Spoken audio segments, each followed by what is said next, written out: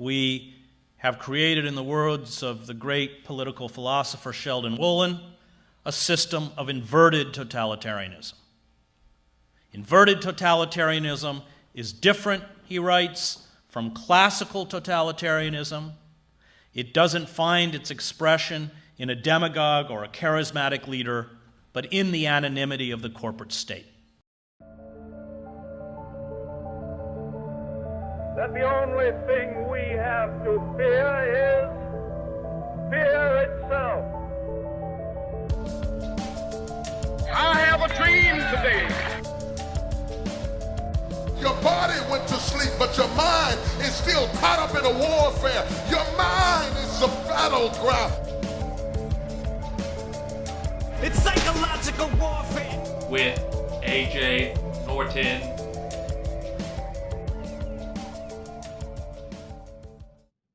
Hello, everybody. Have I got a great podcast for you? I spent a lot of time taking notes in the book, and the term we were about to discuss, and largely where we are as a society today. And I think this term should be more openly used in society and should be used to create discussions and discourse among where we're going, what we need to do if we don't want to go in that direction, and how we got to where we got today. And the term I'm talking about is the title of this podcast, Inverted Totalitarianism, which you heard in the opening segment. Now, if I would love to discuss this with anyone, make sure you tweet at me, Facebook me, all the usual social media plugs if you want to do so. I would love to discuss, have you on a podcast, do whatever's needed for that. Also, if you want to become my first Patreon committer, first Patreon payer, $1, $5, or $10, I would love it if you became the first one, took that deep dive off the end and supported the show. It would be great. I'm trying to buy a bike and upgrade the show, obviously. But today, I'm going to start off with a clip of what is inverted totalitarianism. We're going to talk about Sheldon Woolen, the great political philosopher who was mentioned in the opening clip. His book, which is called Democracy Incorporated, and it's called Managed Democracy and the Specter of Inverted Totalitarianism in the subtitle. And it has a prelude by the man who was just speaking, Chris Hedges. And I'm going to let him finish his statement. So listen closely, my friends. We have created, in the words of the great political philosopher Sheldon Woolen, a system of inverted totalitarianism. Inverted totalitarianism is different, he writes, from classical totalitarianism. It doesn't find its expression in a demagogue or a charismatic leader, but in the anonymity of the corporate state. In inverted totalitarianism, you have corporate systems that purport to pay loyalty and fealty to the Constitution and electoral politics and the language and iconography of American patriotism and nationalism, but have so corrupted the levers of power as to render the citizens impotent. What we have undergone is a coup d'etat in slow motion, and we have lost, and they have won. In inverted totalitarianism, economics trumps politics, which is different from classical totalitarianism where politics trumps economics. And with that inversion comes a different form of ruthlessness. The commodification of American culture, the commodification of human beings whose worth is determined by the market, as well as the commodification of the natural world whose worth is determined by the market, means that each will be exploited by corporate power until exhaustion or collapse, which is why the environmental crisis is intimately linked to the economic crisis. Societies that cannot regulate capitalist forces, as Marx understood, cannibalize themselves until they die. And that's what we're undergoing.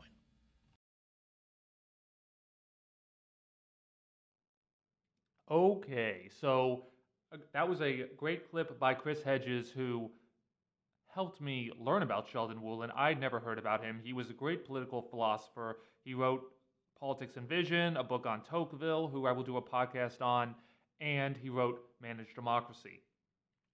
Now, what Chris said, and I'll get back to that point, is that all value is judged through the eye of the market, which, if you listen to my last podcast about neoliberalism, factors in that neoliberalism plays perfectly into our situation of inverted totalitarianism, which is the current system our government, installs upon us. And the neoliberals' free market ideology and the fact that we all culture of consumption perfectly feeds into that. And I want to read some quotes to this book and then end, maybe in an hour or so, with a discussion and with a discussion of the solution of what can happen. He writes, unlike the classic forms of totalitarianism, which openly boast of their intentions to force their societies into a preconceived totality, like Hitler, like Mussolini, inverted totalitarianism is not expressly conceptualized as an ideology or objectified in public policy. Typically, it is furthered by power holders and citizens who often seem unaware of the deeper consequences of their actions or inactions. There is a certain headlessness, an inability to take seriously the extent to which a pattern of consequences may take shape without having been preconceived. So it's almost like, as one time I heard, that it's not that people run corporations anymore, or that, we run the economy. The corporations run us. A great way of thinking about it, I thought, was, let's just say you're a CEO of ExxonMobil and you go down to Hawaii, you smoke some ayahuasca, and you like, holy shit, man, we should stop this fracking. We should stop this deep water drilling. It's killing all the fishies. And then you go to the board and you tell them, hey, let's stop this. They'll all laugh you out, because if they were to accept that, they would all lose their jobs. And even if they accepted your proposal, they would all get fired. And even if they accepted that, they would all go bankrupt, because somebody else would just come in and take their spot and fill the void of competition, of unfettered capitalism. And that's the way he puts that in that quote, is saying, like, people don't really know what they're doing in the long term of their actions, but they only see it in that they're trying to do the best within the system, but they don't see the cliff.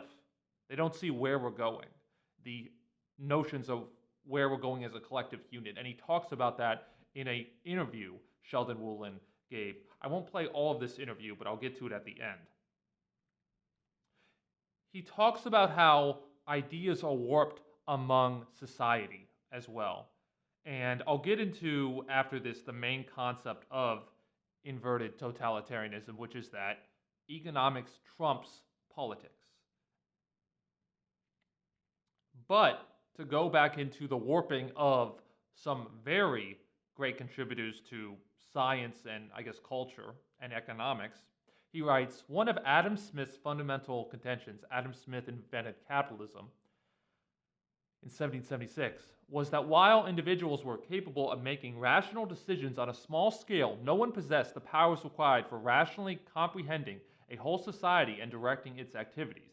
A century later, the whole scale of economic enterprise was revolutionized by the emergence and rapid rise of the business corporation, an economy where power was dispersed among countless actors and where markets supposedly were dominated by no one, rapidly gave way to forms of concentrated power, trusts, monopolies, holding companies, and cartels, able to set or strongly influence prices, wages, supply of materials, and entry into the market itself. Adam Smith was now joined to Charles Darwin. The free market to the survival of the fittest. The emergence of the corporation marked the presence of private power onto a scale and numbers never known. The concentration of private power unconnected to a citizen body, he writes. Influence big business, it was argued, he also writes, demanded big government. It was assumed, but often forgotten, that unless big government, or even small government, possessed some measure of disinterestedness, the result might be the worst of both worlds. Corporate power and government both fashioned from the same cloth of self-interest. And that's what we have now, with literally a businessman running our government, but the CEO of Exxon, as Secretary of State, Ajit Pai, the guy who's going to kill the FCC in 2 weeks if you're listening to this in December, he used to be a lawyer for Verizon. And this happened before Trump. I don't want to put that anywhere. Many Goldman Sachs employees have been in the revolving door of government since the Clinton years. I should make a particular podcast about that. But a lot of doors of government, it was shown that the much corporate interest and lobbyists went into writing the famous Obamacare bill, which may get repealed, which the Republicans want to make it worse, but it's already a giveaway to the corporations, such as, you're mandated to pay into private insurance. There's no government insurance. There's nothing you can vote for to make your insurance better, because it's still privatized.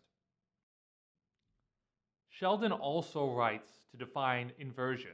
And inversion is conventionally defined as an instance of something's being turned upside down.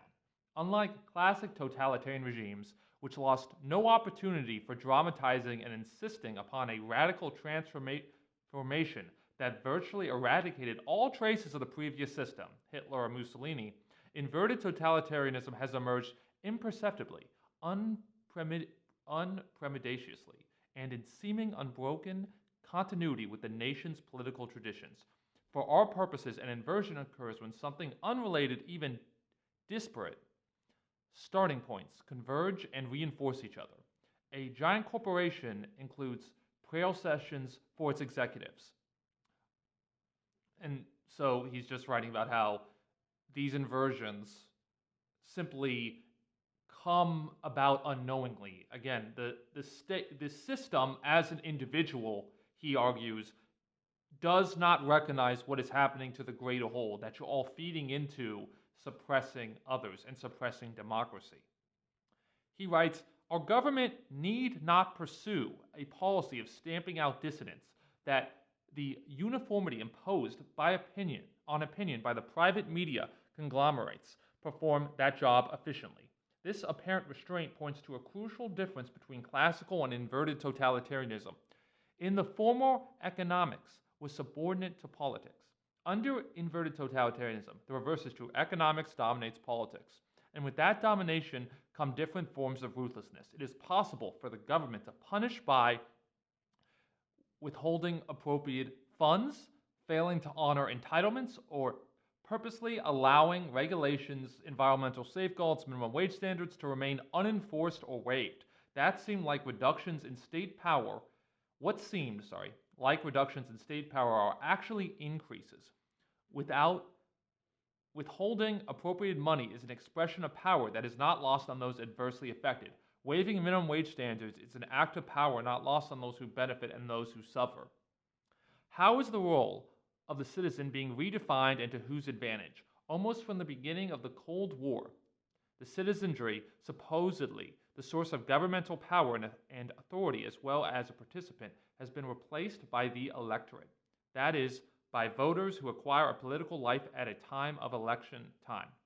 During the intervals between elections and political existence of the citizenry is relegated to a shadow citizenship of virtual participation. Instead of participating in power, Sheldon writes, the virtual citizen is invited to have opinions. This is very true. So I think technology aids this, and we'll talk about this later, in that you feel you have an opinion when you tweet something, but you're not actually being extremely democratic in getting your views either, approved of or disapproved of by an entity that has the power to commit that policy you want.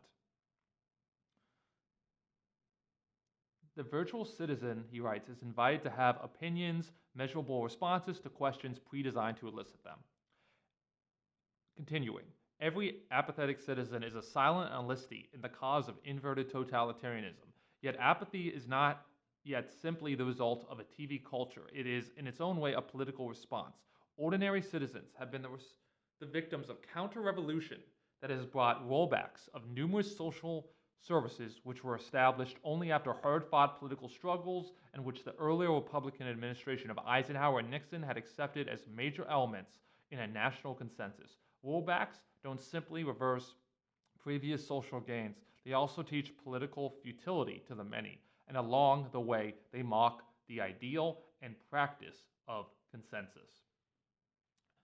Another thing he brought into the foray there is the use of surveys, and so how they don't really matter. Like when you ask someone, how supportive are you of Trump on a scale of 1 to 10?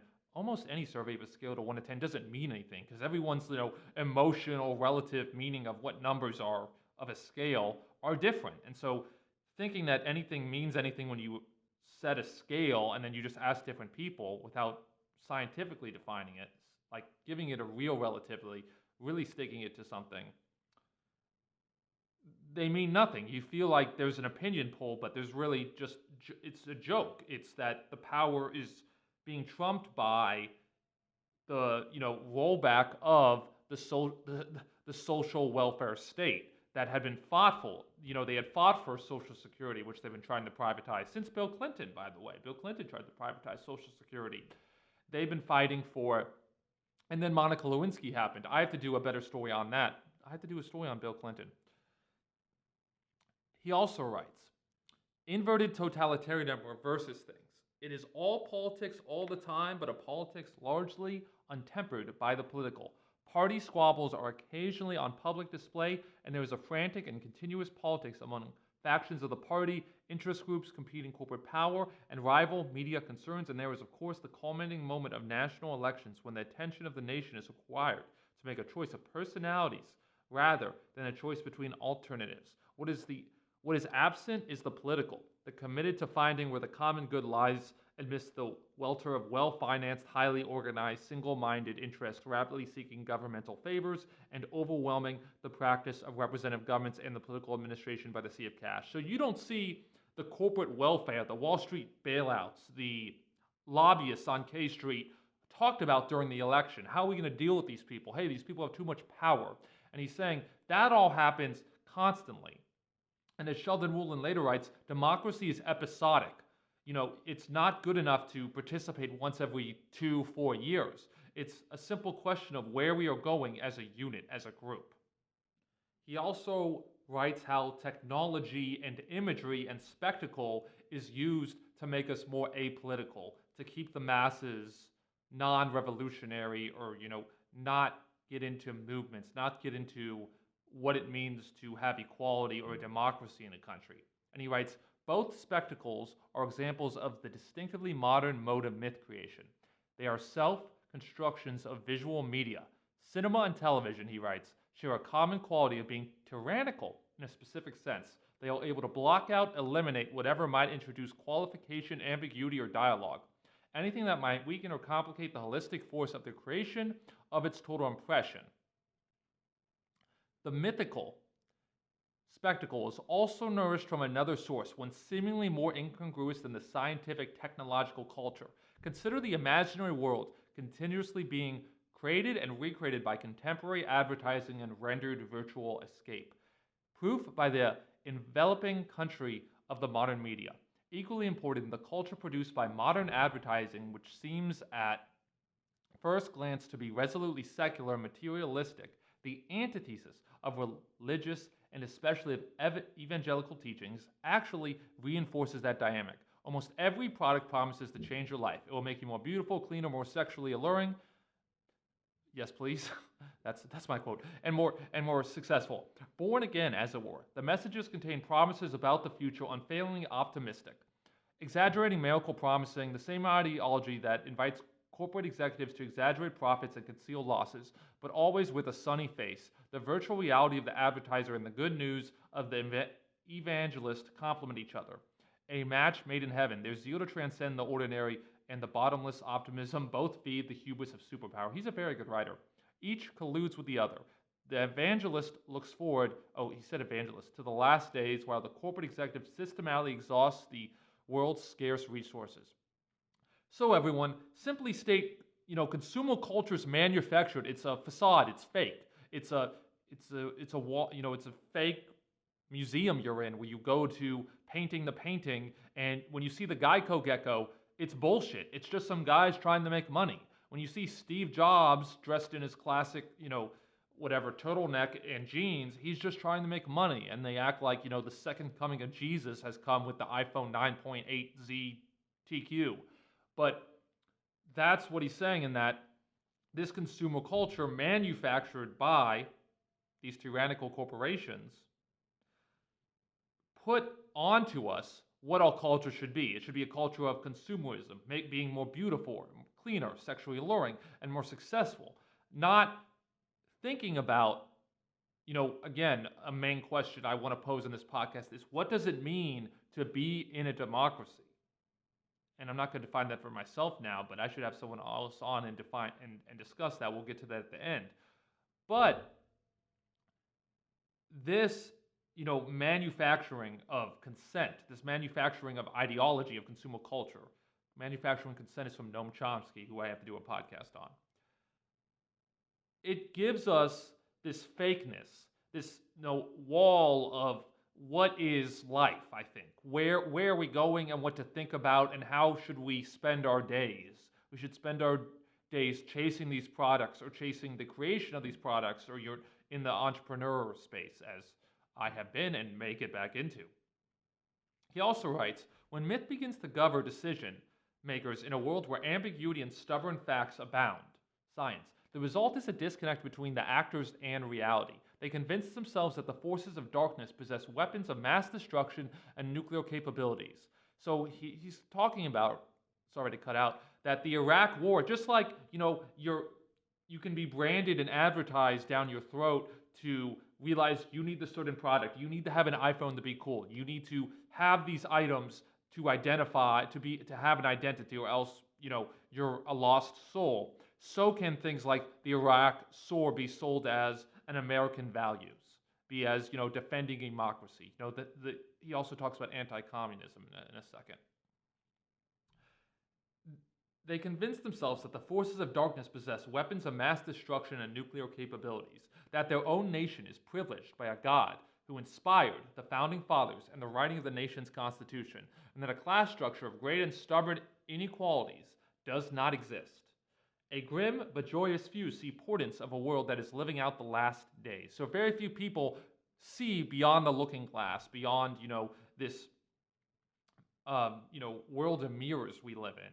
They see simply this consumer culture, and they see the fact that this Constitution is a perfect document, even though, black people and a woman could not vote at the, the very inception of it in 1776. We don't look at ways to improve our society, which is some way I think a democracy should be shown. We're advertised that these founding fathers had no problems, even though they had slaves. They were the wealthiest people in the country. They were pretty much the plutocrats, the richest, and they decided how we were going to be governed. And that's not a democracy, but we're advertised to think that everything they did was correct, and that Christopher Columbus sailed the ocean blue and all the rest of it. He also talks more, I think this leads into perfectly, as how war is branded into our culture, and especially the military-industrial complex, which is, if you haven't listened to my podcast on Eisenhower, that's what that is about. War, he writes, also had its effects upon politics, causing a shift in emphasis from social economic issues to ideological ones, where partisanship has had far fewer material consequences. During the 1950s, the ideological battles were centered on loyalty, subversion, communism, and civil rights. While politics of the decade seemed intense, it was also narrower. Socio-economic problems were subordinated to ideological battles in which anti-communist ideologues did their best to link liberalism, the main force behind socio-economic reform, with communism. Yes, a big attack on the left on communism in the last 50 years, I would say, the basic product of doing that is they've made peaceful reform possible. And what do I mean by, peaceful reform possible? Basically, they made another New Deal not possible. A new income distribution, redistributing wealth, I guess would be the new term, which is what FDR did. He turned to his fellow oligarchs and told them, hey, if you're not willing to give up a little bit of your money, you're going to get a revolution. And so in the name of anti-communism, that force has been destroyed. Chris Hedges talks about that. Expanding corporations, not an economy hampered by trust busting, which was, Standard Oil got trust busted, but it got broke up into 6 companies, which are now the most profitable companies on earth. Moreover, since the economy was rapidly anti-capitalist, Every measure that strengthened capitalism was a blow against the enemy. Once the battle lines between communism and the free society were drawn, the economy became untouchable for a purpose other than strengthening capitalism. The ultimate merger would be between capitalism and democracy. Once the identity and security of democracy were successfully identified with the Cold War and with the methods for waging it, the stage was set with the intimidation of most politics left of right. Now, what he's talking about is something I completely agree with, that, we have made this symbiotic connection, this fusion of democracy and capitalism, and that if you have capitalism, you obviously have democracy associated with that, when that is not true. In capitalism, you are only as equal as your monetary wealth, as your economic wealth. In a democracy, you're equal at least politically, no matter what. No matter if you're Bill Gates or the poorest person on the street, if you fill the requirements to vote. Hopefully you're both citizens, right? And I think that has also been a careful fusion, but deliberate fusion in the past 50 years. And I haven't been alive that long, not even half that long, almost 25 though. That has been done by many small pieces, but collectively it has merged into the name of anti-communism, promoting capitalism throughout the world, and free markets should be able to go anywhere unimpeded, whether that's overthrowing governments, as we did in the 50s at least, and we've probably done more, as far as I know. Talking about Mossadegh in Iran and Arbenz in Chile. That if we do this unimpededly, the communists lose, and obviously if the communists lose, the world is a better place. He also writes, Sheldon Woolen, dictatorship did not survive the century. In the inverted system, the leader is a product of the system, not its architect. It will survive him, while Hitler, Mussolini, and Stalin were the principal authors of schemes that eventually led to disastrous overreaching. Those who counsel the titular head of superpower, the equivalents of the CEO, supply the hubris that confuses opportunity with capability and grossly underestimates the resources. So he's saying that, the true levers of power do not rely in the White House anymore. They rely in the boardrooms of Goldman Sachs, Raytheon, Exxon Mobil, and probably Google. They're one of the biggest lobbyists now too. I wrote in my notes, in inverted totalitarianism, leaders are produced by the system. The leaders do not have impact on the system. The leaders only produce who to present to the public. And that's what he talks about, how, Barack Obama and Bush too, George W. Bush, the 2000 to 2008. I already talked about inversions. I was just skipping over that in our notes, and how the citizen is rendered apathetic. And I think that's really important, and I think Trump is the only person to break that level of power, where now at least the citizenry is not apathetic. There was very few people involved in politics, and I think whether you left or right or center, everyone is getting involved in politics, all hands on deck. I think there's going to be at least a loss of the House of Representatives of the Republicans in 2018. Quote me if I'm wrong on that, but people are getting more involved now. So that's one thing in the hopes of destroying inverted totalitarianism that I think has finally been switched. I don't think that's been true in the last 30 years, at least 80s onwards, Reagan onwards, that there were huge movements. Obviously 70s and 60s, I think that was different with Ralph Nader getting EPA, OSHA, Earth Day, and Martin Luther King in the 60s, and also other movements that I'm not too historically astute to talk about. But back to how the electorate is demobilized. He writes, Nazis kept the German population in an agitated state of continuous mobilization and made no secret of their preparation for war. U.S. leaders promoted a paradox in which the government was fighting a war while the citizenry remained demobilized. No conscription, no economic controls, no rationing. So a huge thing that could stop this is their willingness to not do a war draft. So, if there was a draft, or if you listen to my podcast on Smedley Butler, the population votes if we should go to war, and then the people who vote yes go to war, actually go fight the wars. then you would have our group, our collective reasoning would be completely different, because we would be thinking, hey, dude, it's my butt on the line. I'm going to die here. Instead, we just, Obama escalated drone bombing in the Middle East.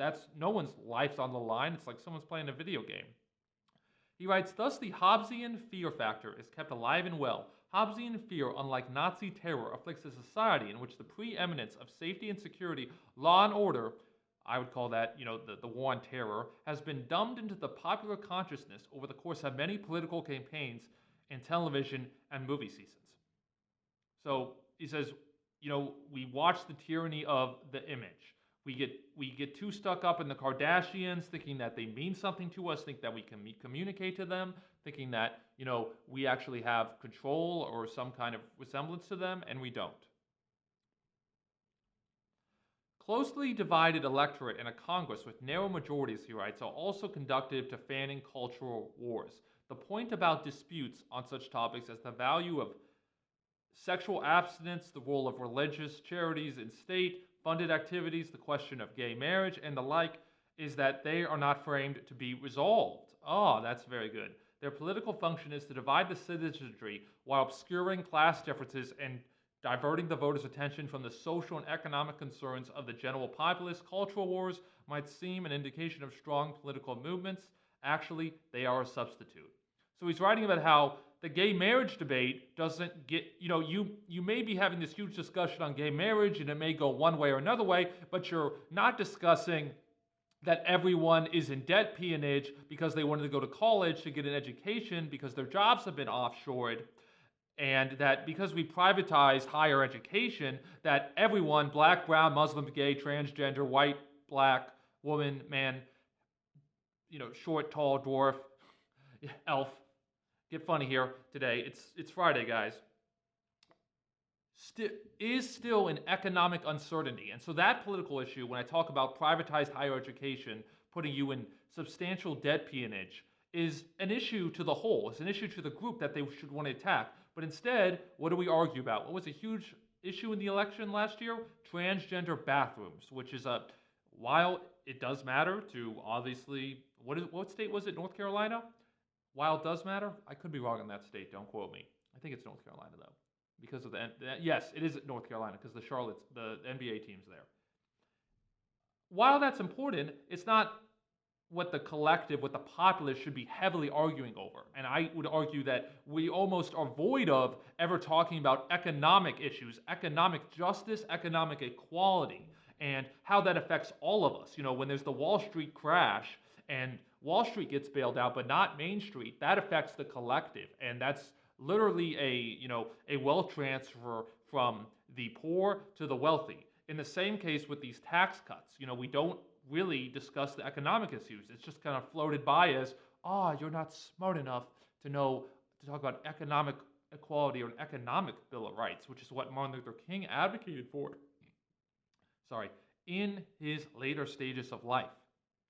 He also writes about how the populace is divided. There was only a lonely crowd. The challenge is to give the lonely crowd a sense of belonging, or selfless anonymity, or solidarity with a noble cause. The solution, a mix of patriotism and nationalism, and unthinking loyalty to the troops. That solution is the populist counterpart to the role played by elites in bridging the two constitutions, while corporate power and its ethos are incorporated into the structure of the state.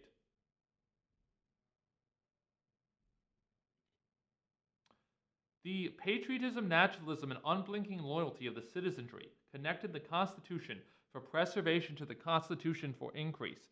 That role becomes all the more important as it becomes clearer that globalizing multinational capitalism has no political loyalties as such. It loves offshore bank accounts as such as it loves producing cars in China where it can pay workers a monthly wage of $6. So I experience a lonely crowd a lot, I think I worry about this a lot because this affects me. I love being social. I think I'm an extrovert, of talking to people. And we have this lonely crowd effect, especially brought on by our phones. You can just check your phone instead of actually, God forbid, communicating with anyone. sorry, I bring up the simple scenario. I was in Whole Foods today, and I'm in this long line. There's like 20 people. I hate lines, but I don't talk to any of these people. How much fun would lines be if you like sang a song, did a dance, all watched a video together, did the wave, did a high five chain, did Ring Around the Rosie, did hopscotch. I'm kidding here, but you get what I mean. Like, why don't we collectively talk to? Why the fuck do we not talk to each other? We just have these echo chambers on the internet. Oh, I'm gonna stop going on there. That's my rant for the day. The oddity of American superpower is that while it readily exploits the power possibilities of science and technology, its ideology depends upon a crucial development, the puncturing of the cultural mystique formerly surrounding science as disinterested inquiry, leaving in its place a predominantly instrumental market-oriented understanding. Science is no longer the heroic adventure of loners who challenge orthodoxies, but the consequences of a series of investment decisions. Paradoxically, this transformation of science is an essential precondition for the dynamic of the archaic to be exerted. So you see this, I would say the front example is global warming. What does Fox News' Sean Hannity say? He says, oh, these scientists are just saying global warming exists for the grant money. Science is only motivated by money, that's anti-science. Science is motivated in the truth. It's not motivated, it shouldn't be motivated by any proper factors. Gravity, laws of nature cannot be bought off, but that's just what's assumed, is that science now fused with technology, well, they're different fields, but they're definitely linked together, right? Can only be a consequence of a series of investment decisions. And I think he writes that perfectly. And I don't know enough to say any other situations besides, and the same thing, I would say drones would be an example, and like the iPhone. Like, we can only use Silicon Valley to further, our marketplace consumer culture, instead of maybe, saying like, we're so productive and so, efficient society, we only need to work 10 hours a week now. Like, everyone who just works at a technology job can only work 10 hours a week. Just answer your emails, run your automated programs, and go away. He also writes, the integration of science and the culture and practices of corporate and governmental bureaucracies has destroyed the iconic status it enjoyed for more than 3 centuries, leaving scientists and their findings more vulnerable to political and corporate manipulation and attacks by religious and economic archaists. Once scientists were universally revered as exemplars of independent truth-seeking, of knowledge for its own sake, but in recent years they have been accused of fraud, misrepresenting their findings, and other forms of cheating, reflecting in a highly competitive-oriented culture.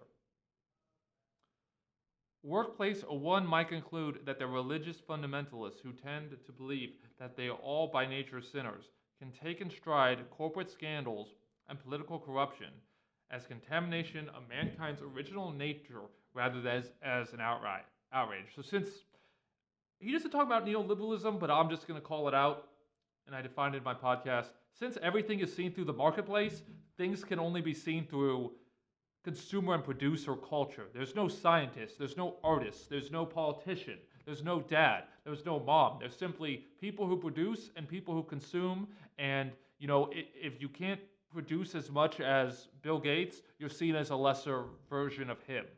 That's all you're delegated by, not by your love, how much you love your kids or other thing. Any other virtue, characteristic of fucking life that defines you of just how much money you make.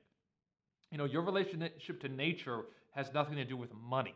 And I would say our relationship to nature is really important today with the current environmental crisis. Superpower, he also defines. He defines the word superpower, is the union of state and corporation in an age of waning democracy and political illiteracy. Wright's superpower's unwritten constitution is about powers whose scope and influence derive from available resources, opportunities, and ambitions rather than legal limits. Its composition is meant for increase, not constraint.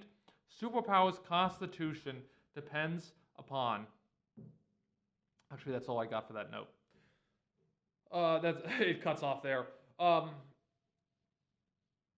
So superpower is all about driving power, and I think most of its power does drive from our hegemonic government through the works of the military-industrial complex that has no legal limit and has in essence a deep state, something that is unregulated by democracy, as our corporations are tyrannical. They're not regulated by democracy when they get to write the laws with all their lobbyists.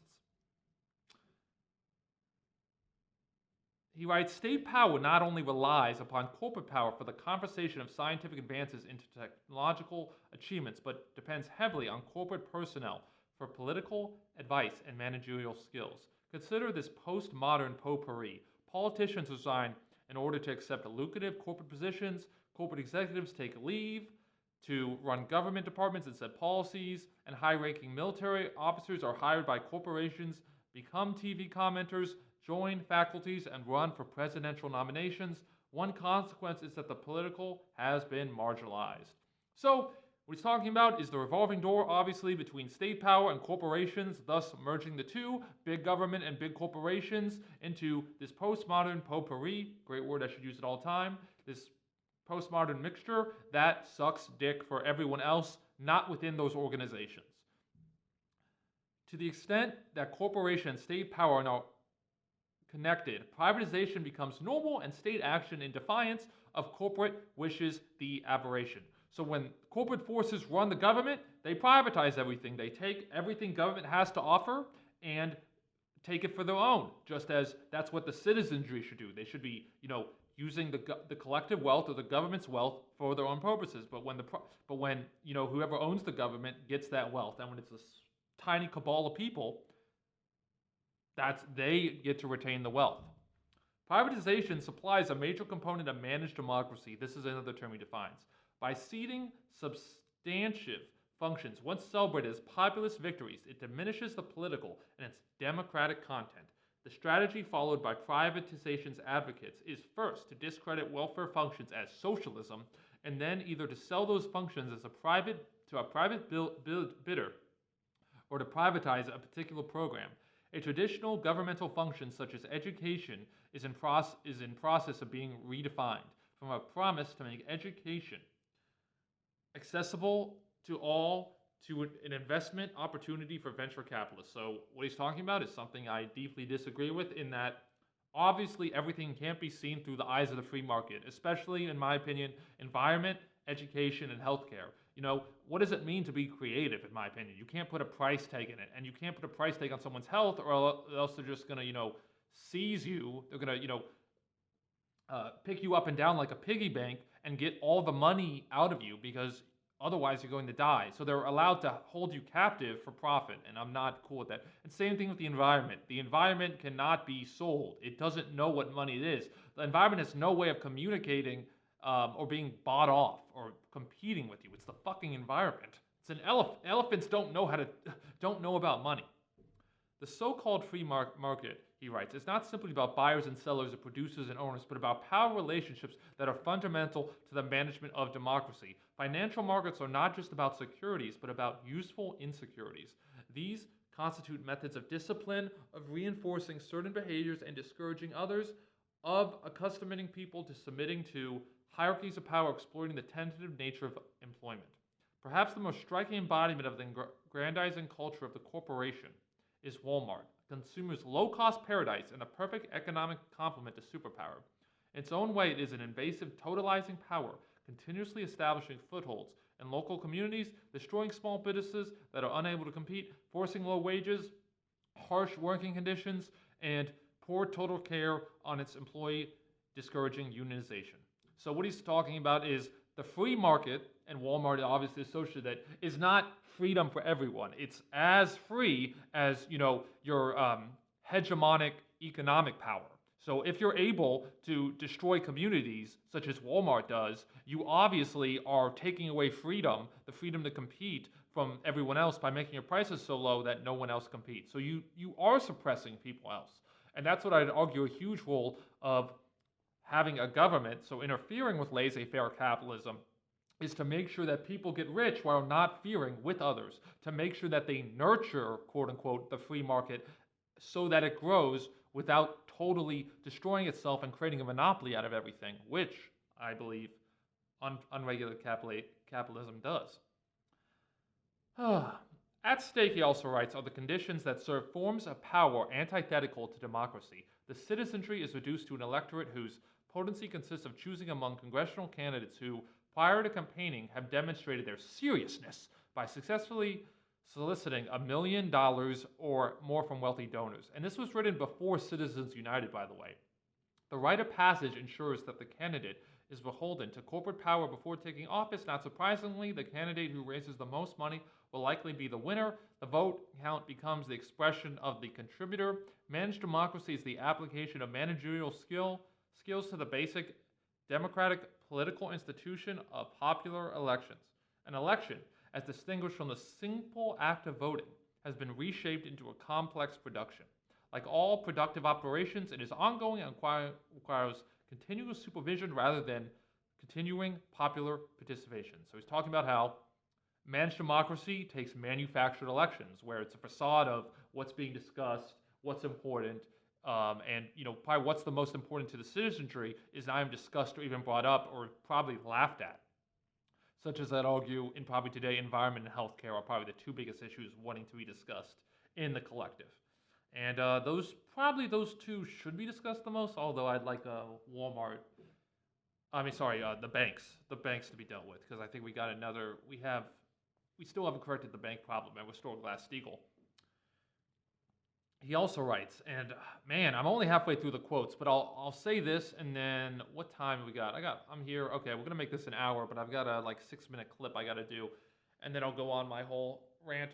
He also writes, in the recognition that it is a structure for organized aggression, corporate capital systematically recruits skilled operatives, individuals who can manage contingency by coordinating operations, seizing fresh opportunities for expanding the resources of the firm, and defending it against the challenges of rivals, while its PR experts make certain that the popular spin is attached. The culture is refreshed, systemized, and transmitted by professional schools and increasingly by much of higher education. It is even popularized by television, most recently in The Apprentice, featuring a real CEO, Donald Trump, who regularly fired some contestants after first humiliating them and encouraging each to undercut the others. So what is reality television? It's this facade that, your moment is only waiting, and as soon as you undercut someone, and in one moment you can become famous, such as in The Survivor, The Apprentice, and he wrote this in 2007. So he's just mentioning Donald Trump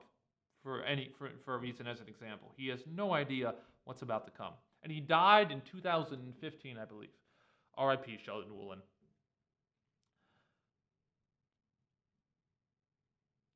I'll end on one of these last paragraphs I'll read, and I think we've discussed all the versions of inverted totalitarianism, which is a headlessness to make the citizenry distracted and diverted by focusing on cultural wars, and he defines cultural wars as, deviating from the real issues that should be discussed, which is typically economic equality, I would argue, and that economics trumps politics, and politics is made to be a laughingstock, apolitical.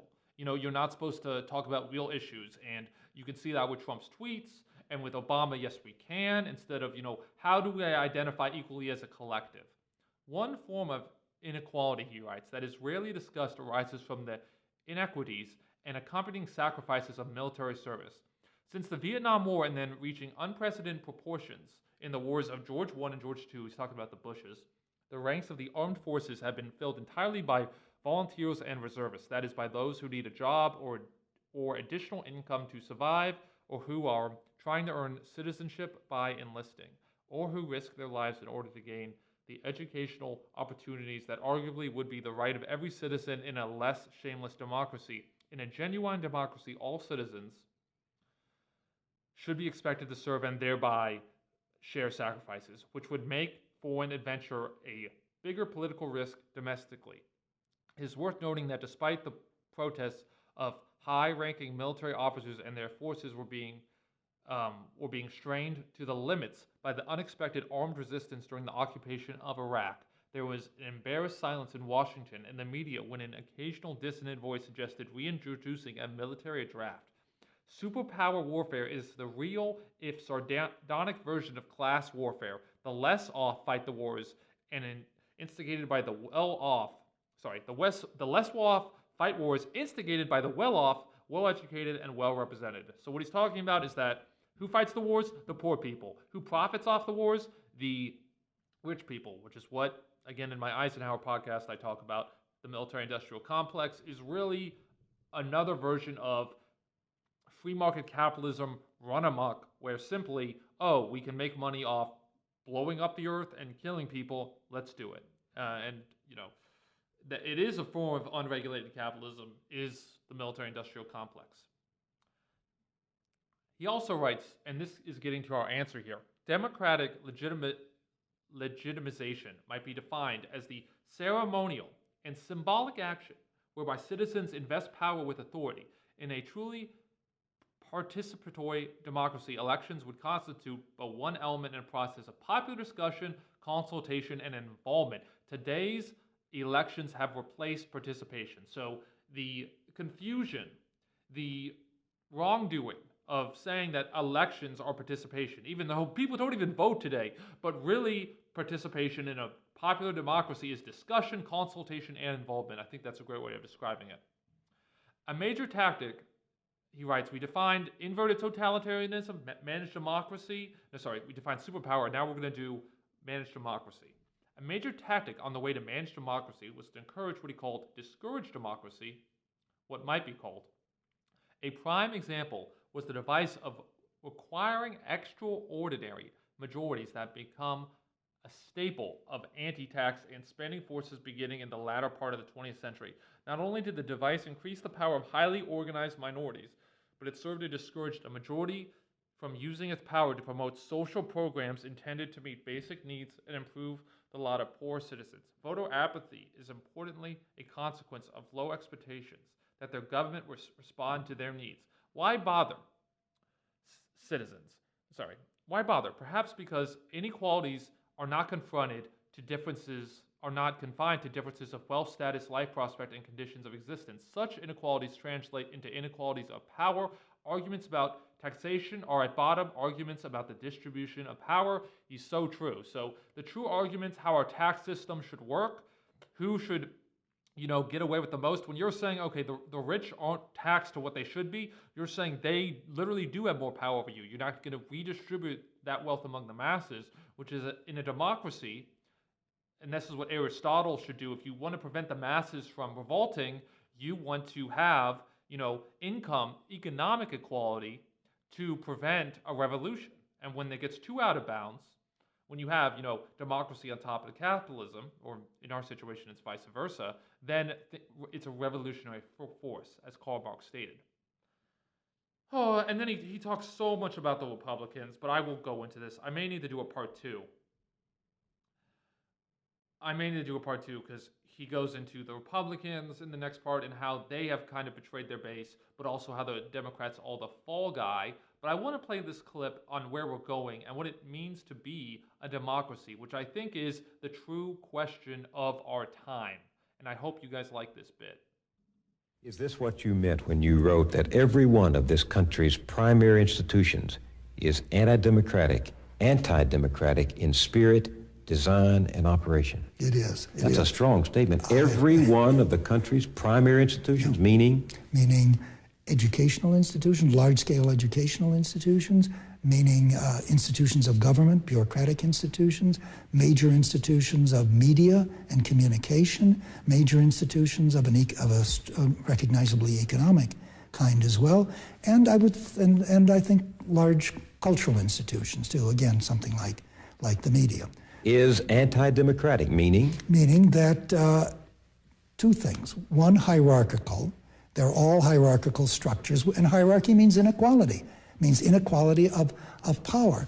Secondly, I think they're fundamentally elitist in character, which is to say that each of them involves a definition of who should lead or control that institution based upon criteria which can only be met by a relatively few. So it becomes a way of excluding. And that means anti-democratic. You do not consult the people. You do not involve the people. You do not. And yet, as you talk, I keep hearing the criticisms of the last 10 or 15 years. I'm sure you remember them. There's been an excess of democracy, critics said. We have too much democracy, too much participation. growing in part out of the 1960s. Now, isn't there a contradiction there? No, I think that the notion of there being too much democracy is basically hogwash. Do we need a revolution? I think we need radical reconsideration of some fundamental assumptions, but I still believe that that violence and older understandings of revolution are as anachronistic as perhaps New England town meetings, maybe more so. It seems to me the modern societies have reached such a fragility that the notion of overturn and overthrow makes no sense except if one has an unlimited appetite for barbarism, which I don't happen to have, because we've got to deal with where we are at this point. And so consequently, I guess I'm driven ultimately back to questions of education and the possibilities of education in terms of helping to ease our way into a better kind of world for us as well as others. What are the skills of citizenship, and how do we gain them? How do we teach them? How do we appropriate them? I don't think we approach them by the way they're currently being approached. I'm a little suspicious of most contemporary educational reform proposals because the business community is so enthusiastic about them, and they can see, of course, a way in which public funds get used to create job training for private industry. But if you want to empower people, as you were talking, you obviously believe people need to be empowered.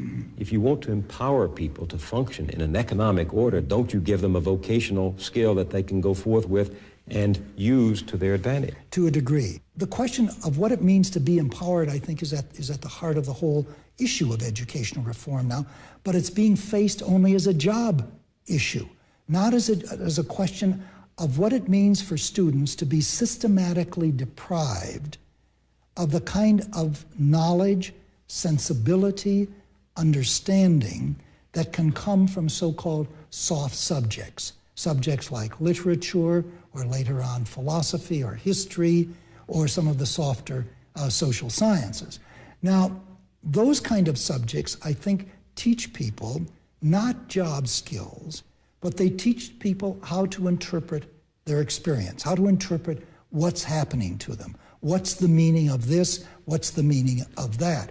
And what literature, history, philosophy, politics gives you an understanding of are relationships of power in ways that aren't handled by more scientific understandings, ways in which power relates to personal hopes, personal fears, vulnerabilities, and the rest of it. Now, those understandings, I think, without them, I think a person without them is really powerless. What are the questions you think we must ask as we move toward that rapidly approaching year 2000? The central question to me is the question of what I would call collective identity. That is, what do we think we want to stand for as a people? And that's what I think the democracy, the preoccupation with a democratic culture for me is all about. That what I think we want to stand for is not expansion of American power, not the endless economic and technological innovation that I think we're committed to, whether we want to be or not, but really, what is it we want to see ourselves identified with as a people? Do we want to see ourselves identified with notions of cooperation, notions of diversity, notions of respect and encouragement, of different kinds of sensibilities and different kinds of cultures, different kinds of understandings of the world?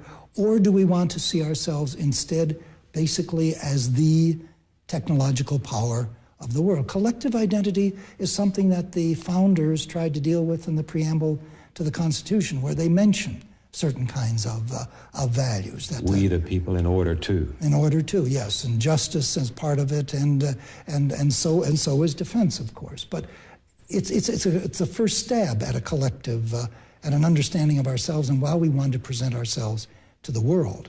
Is it romantic to think that each of us, high and low, black and white, male and female, has an opportunity to contribute to the answer to that question? Oh, I think we do, because I think fundamentally democracy in a democratic culture comes down not to big, highfalutin institutions or policies. It comes down ultimately to how we treat each other in our ordinary range of relationships and conversations. That was Bill Moyers. I did not introduce them. Haha. That was Bill Moyers and Sheldon Woolen. That was the interview of them I could find on YouTube. There must be a longer version somewhere on the internet. But there's also a great 3-hour interview of Sheldon Woolen on YouTube. I'll link in the description. Highly groundbreaking interview, even if you don't know a lot about history or philosophy. He goes into Nietzsche, Marx, and how societies have developed, and he talks about inverted totalitarianism. But I'll read this last quote to you, just to leave you guys think about this, and how we think about how we relate to each other as he ended that. And he writes, to become a Democrat is to change oneself, small d Democrat, not these faux parties. To become a Democrat is to change oneself, to learn how to act collectively as a demos. It requires that the individual go public and thereby help to constitute a public and an open politics. In principle, accessible for all to take in it and visible to that all might see or learn about the deliberations and decision-making occurring in public agencies and institutions. So that is what it truly means, is ultimately how we relate to each other, and how we may get some policy passed and we may go, yay, we passed the civil rights movement, but ultimately civil rights will come when there is no racism, when we don't abuse women, when we don't, lock doors behind them and grab them by the pussy. And I don't think Trump's actually, that'd be weird if you grabbed a woman by the pussy. And we don't, shout, we're not Islamophobic, we're not racist, we're not sexist, we're not anti-feminist, or everything. We collectively treat each other as we live in a democracy, and I think the definition of being that in a democracy would that we taught each other equally no matter what we did. Thank you guys. Give this a review on iTunes, trying to get to 30 reviews before Christmas, and email me, aj@psychowarfare.com, if you have any ideas for the podcast, have any guests I should get. I'm working on some guests, but I'm flirting around with obviously talking for hours just because I think there's some ideas I want to get out there that I can't find that many good people to go over. And thank you guys so much. Please subscribe. If you really want to help out the channel, I would love it if you help me out on Patreon. That would be positively perfect. Hope you like the audio. Hope this room doesn't echo too much, and I'll listen to it in post. Thanks, guys, and have a Gucci Christmas if I don't see you.